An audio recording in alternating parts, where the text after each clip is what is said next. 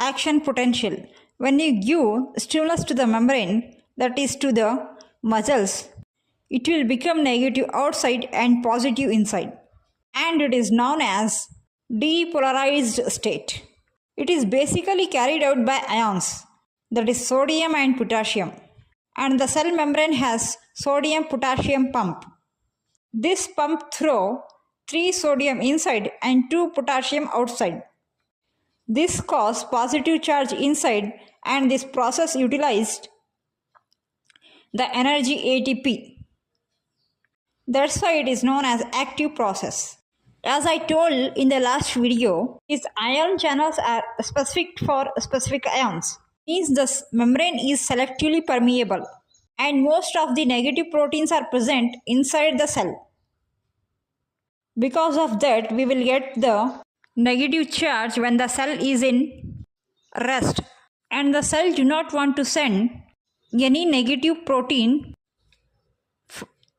outside what it is present in the cell.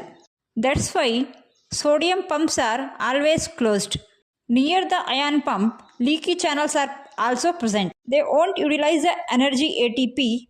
They simply diffuses the sodium inside if it is more outside to maintain the concentration gradient, and it is very slow process. That's why we use ion channel pump. And some of the other ions on cell membrane is chloride, which is always closed.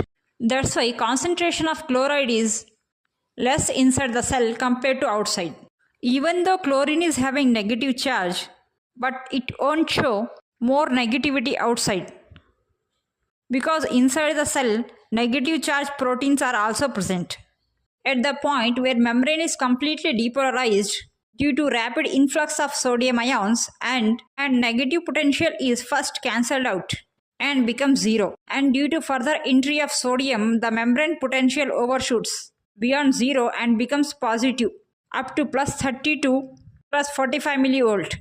Overshoot indicates maximum concentration inside the axon. This potential is called action potential. Now inner surface become positive and outside surface become negatively charged.